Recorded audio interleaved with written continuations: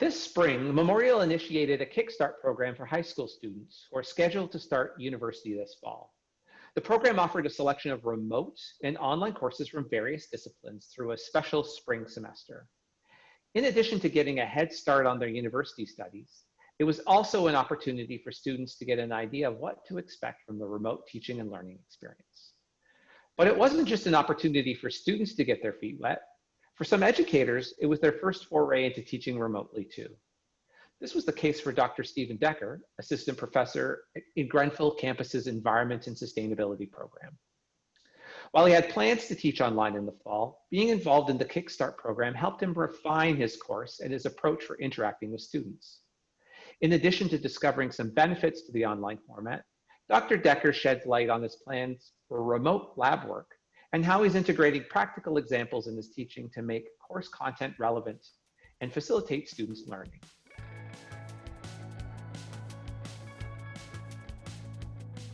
My name is Stephen Decker. I'm an assistant professor in the program of Environment and Sustainability in the School of Science and the Environment at Grenfell campus, based in Corner Brook on the west coast of the island of Newfoundland, Labrador.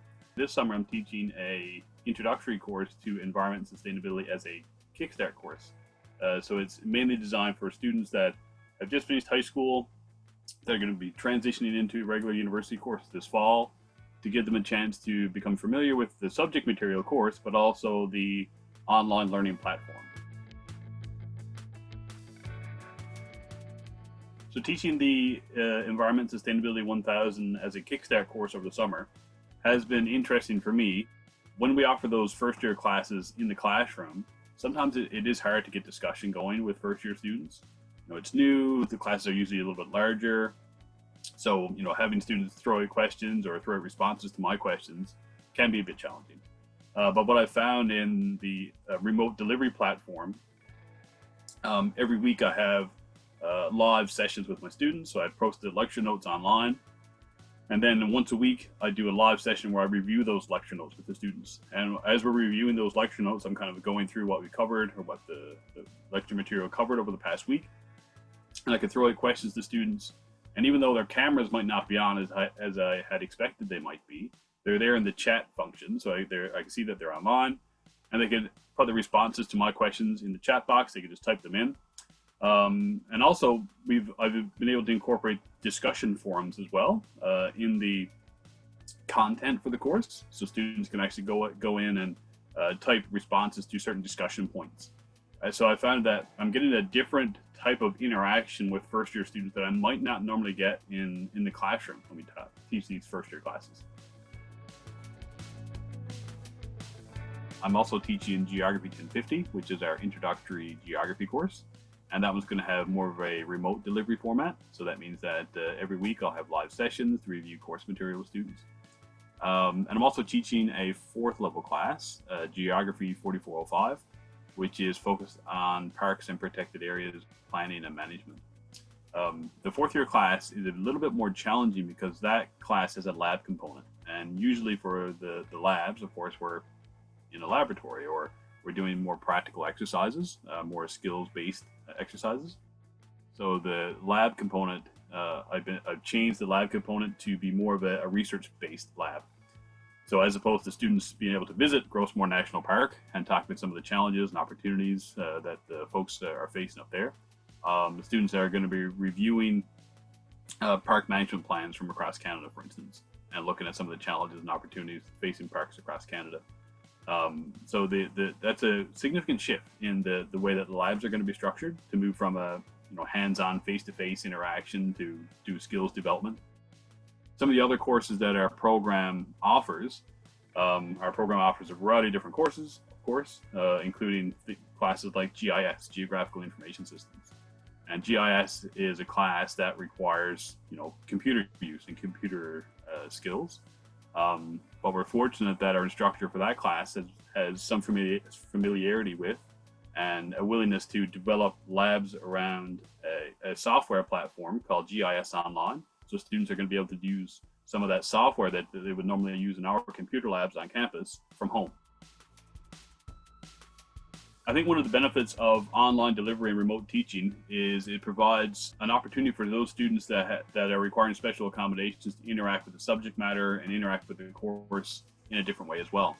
By offering this information remotely, if a student is more comfortable working from home, if they feel that their abilities are better suited to interacting with the course in an online platform, then oftentimes what I've found is that students that they're requiring special accommodations sometimes are even more comfortable with this online delivery and remote platform, which I think is a huge benefit.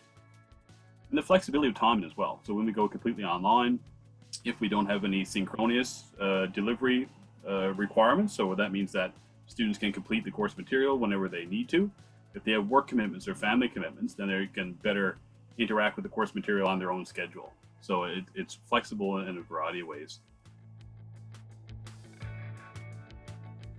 I think some of the key learning that's come from the opportunity to teach the Kickstart course over the summer, the Environment and Sustainability 1000, relates to how I can incorporate aspects of teaching in the classroom that I enjoy and that students seem to appreciate into that online platform. And that relates to, using real world examples. Oftentimes when I'm teaching in the classroom, I might go off on tangents and tell a story about, a research experience that I had in different parts of the world. And it seems that as though I'm telling an unrelated story, but it does connect with the subject matter. And again, it seems that students connect with that quite well.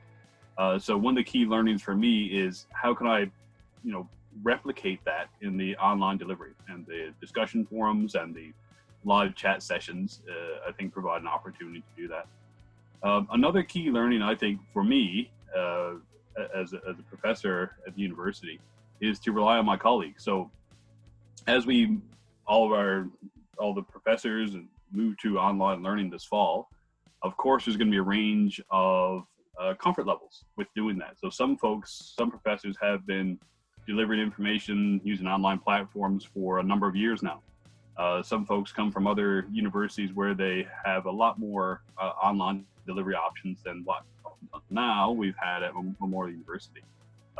So one thing that our School of Science and the Environment has done is to have weekly sessions where we do information sharing among faculty members. So some of the folks that are more well-versed in delivering information online can share some of the tricks that they've learned.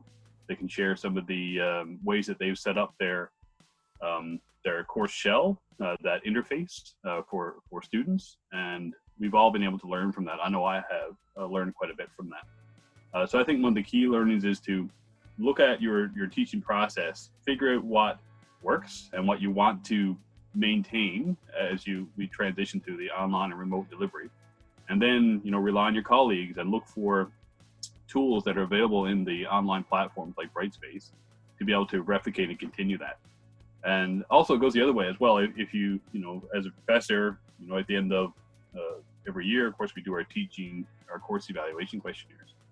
And that provides students an opportunity to comment on some aspects of the course that work well, some aspects of the course that maybe could be done better.